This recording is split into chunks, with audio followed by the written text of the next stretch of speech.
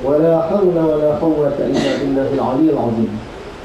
Alhamdulillah, kita bersyukur kepada Allah Subhanahu wa taala kerana dengan limpah kurnia dan pilihannya, maka pada pagi yang berbahagia ini kita dapat bersama-sama berkumpul di dalam salah satu daripada taman-taman syurga. Sekalipun kita berkumpul ini dengan mata yang agak layu dan kuyu, sekalipun kita berkumpul ini dalam keadaan mulut kita menahan daripada menguap, sekalipun perhimpunan kita pada pagi ini dalam keadaan kepala kita masih merindui tempat untuk kita landing. Tuan-tuan yang dirahmati Allah sekalian, sebenarnya taman-taman syurga seperti ini dikelilingi oleh para malaikat. Sebab itu, apabila kita berada dalam taman-taman syurga yang seperti ini, hati kita berasa tenang dan kita tidak terfikir untuk melakukan hal-hal kejahatan. Ya? Kerana Allah Subhanahu wa taala ada para malaikat dia yang khusus, yang mana kerja mereka ini tidak lain ialah mencari taman-taman syurga yang seperti ini.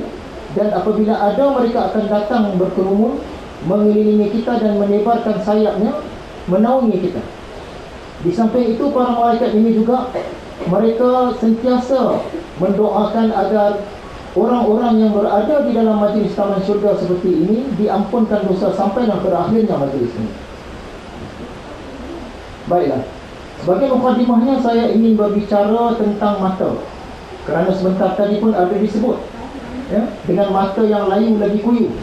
Tapi Alhamdulillah saya nampak matanya semua segar-segar. Bulat-bulat belakang nampaknya, syukur. Sebenarnya tuan-tuan, puan-puan, adik-adik, kakak-kakak sekalian, banyak nikmat yang Allah berikan kepada kita. Dan salah satu nikmat terbesar yang dia bagi ialah nikmat mata. Cuba kita fikir-fikirkan, mata kita ni dia kecil, besar dia adalah sebesar telur ayam ataupun sebesar sikit. Sungguh pun mata kita ini kecil, tapi dia boleh melihat benda yang besar yang tak sepadan dengan diri dia. Mata tu kecil adalah besar telur ayam, tapi dia boleh tengok langit yang luas. Sepatutnya kalau dia tu besar telur ayam, dia boleh tengok benda sebesar telur ayam je. Tapi Allah dengan kurnianya dibagi kepada kita mata. Dengan mata yang kecil boleh tengok laut yang luas, boleh tengok langit yang luas, boleh tengok gunung ganang, sawah padi dan sebagainya. Kemudian sekalipun mata kita ini berwarna hitam dan putih rata-ratanya, ada sini mata biru coklat, tak ada rata-rata hitam dan putih. Sekalipun mata kita ini dijadikan Allah daripada warna hitam dan putih, tapi dengan izinnya dia boleh melihat pelbagai warna. Dia hitam dan putih, tapi dia boleh tengok pelbagai warna. Macam baju yang tuan-tuan pakai hari ini, ada warna oranye, ada warna pink, ada warna purple, warna kuning dan sebagainya. Bahkan gabungan antara warna-warna ini pun mata kita boleh tengok. Dia tu hitam dan putih, tapi dia boleh tengok 1001 macam warna, malah lebih lagi. Seterusnya, sungguh pun mata kita ini tidak ada perasaan.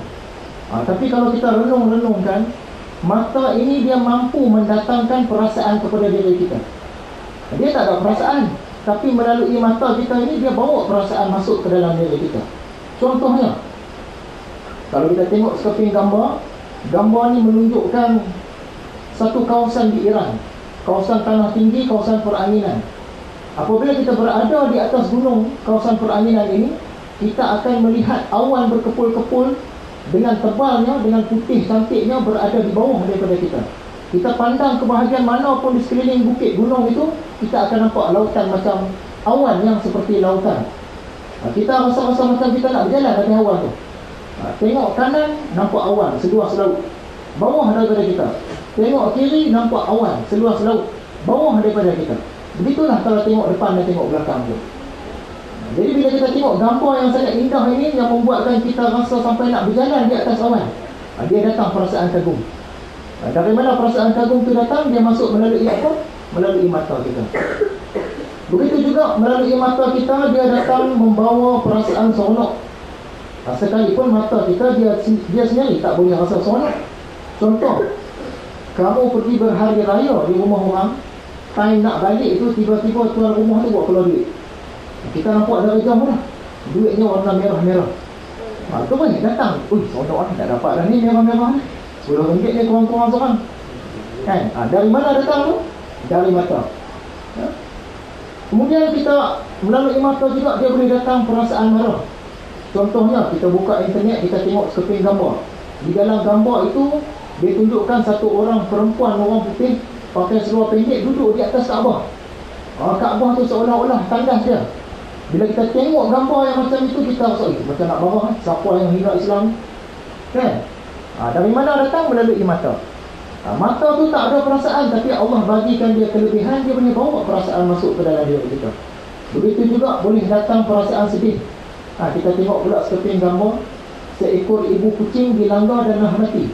Baru mati, tapi anak dia yang masih kecil tadi masih merangkak pergi kat dia dan hisap susu dia.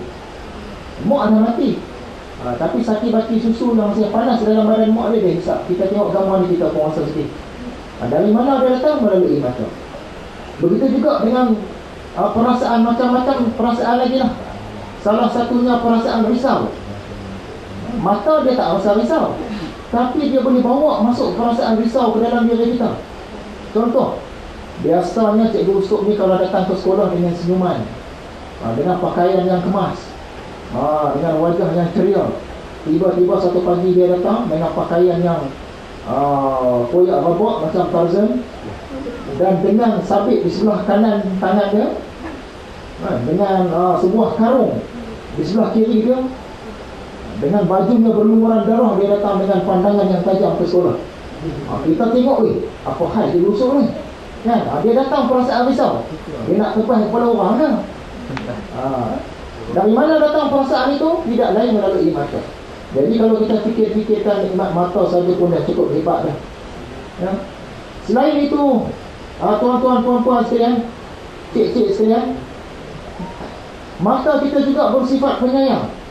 Apa dia punya bukti? Bila tuan dia rasa letih, mata tadi dia akan bagi isyarat supaya nak tutup, supaya nak tidur. Sebab dia tahu badan tuan dia letih, dia nasihatkan tuan dia supaya rehat, supaya tuan dia dapat balik tenaga. Tapi pagi ni jangan tidur je lah. Habis semua pakat tidur kan. Saya akan cakap seorang-seorang. InsyaAllah tak tidur. Kalau tuan-tuan berasa mengantuk lah, selalu ketua yang saya bagi senyum. Siapa rasa mengantuk senyum? Rasa mengantuk senyum. InsyaAllah mengantuk tu dia akan jadi kurang. Cuma yang kita risau kalau dia terlena dalam senyuman. Kacau macam ni. Kalau senyum pun tak jadi, kita boleh ubah cara kedudukan kita memandang.